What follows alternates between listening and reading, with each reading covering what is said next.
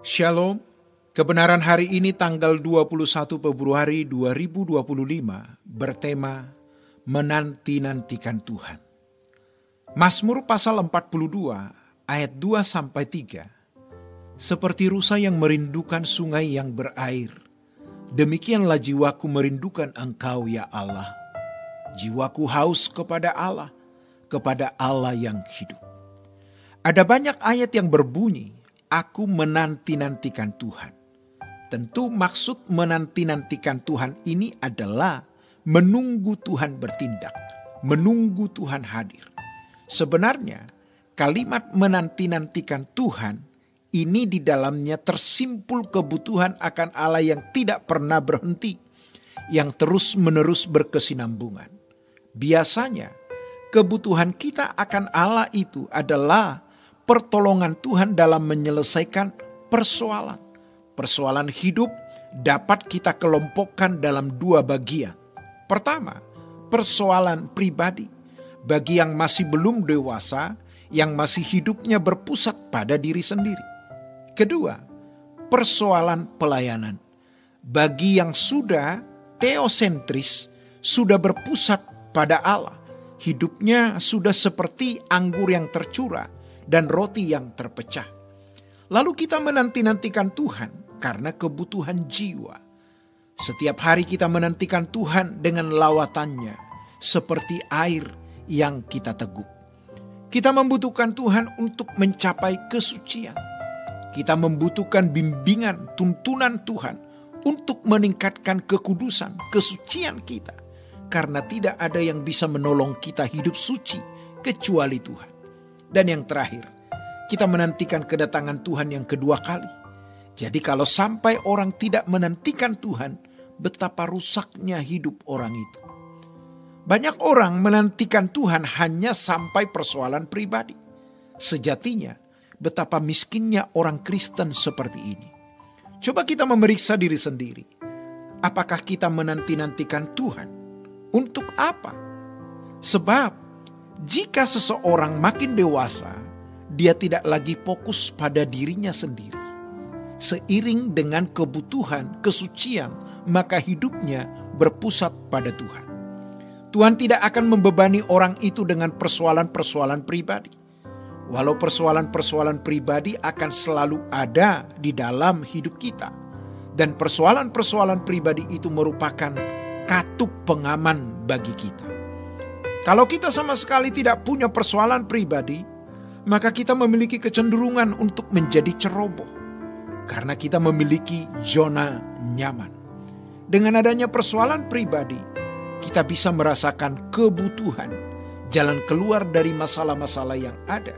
Maka kita bisa berempati terhadap persoalan-persoalan sesama.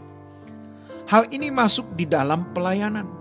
Jadi selalu ada persoalan pribadi. Tetapi kita tidak akan dibebani oleh persoalan-persoalan pribadi yang sampai mengganggu pelayanan. Selalu ada persoalan pribadi. Karena persoalan pribadi akan menjadi katup pengaman. Menjaga kita tidak lupa diri. Tidak nikmat di zona nyaman.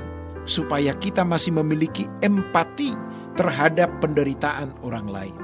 Kita masuk di masalah pelayanan, di mana kita memperhatikan orang lain.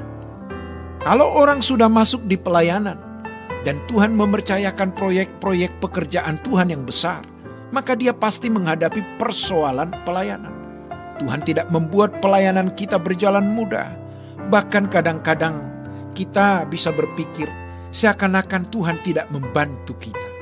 Tuhan seperti membiarkan kita dalam kesulitan.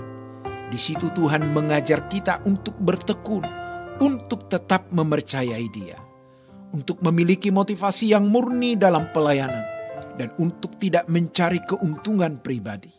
Sehingga kita bisa melihat kemuliaan Allah dan masuk dalam apa yang disebut penderitaan bagi Tuhan.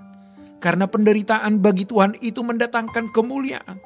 Dalam kesulitan yang kita hadapi dalam pelayanan, bisa-bisa kita berkata, kenapa saya membuat pelayanan ini?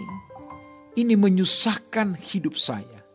Seandainya waktu itu saya tidak mengambil keputusan, mengadakan atau membuat pelayanan ini, betapa merdekanya hidup saya, betapa nyamannya. Tetapi karena kita sudah memilih melakukan suatu pekerjaan Tuhan atau memilih salib, maka kita harus pikul. Tuhan tidak membuat ringan salib itu. Tuhan tidak membuat jalan kita mudah. Tapi di saat penderitaan berlangsung, ternyata penderitaan tersebut memberi kita kesempatan untuk memiliki kemuliaan. Roma pasal 8 ayat 17 mengatakan, kalau kita anak, maka kita juga adalah ahli waris.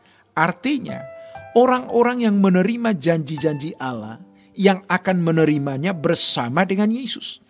Yaitu, jika kita menderita bersama-sama dengan Dia, supaya kita juga dimuliakan bersama-sama dengan Dia. Sayangnya, jarang orang masuk di sini. Kalau kita membaca kisah para rasul, kita melihat penderitaan rasul-rasul, di mana mereka mengalami aniaya, dan Tuhan seperti membiarkan penganiayaan itu.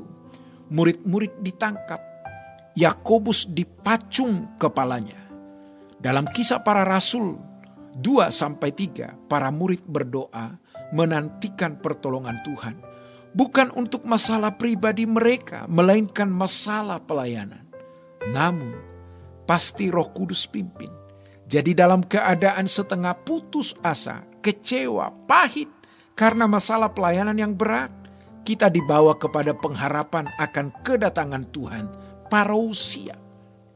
Kalau kita sudah masuk ke sini, tidak ada yang kita harapkan dari dunia, kecuali kita mau menikmati Tuhan, kita mau hidup suci.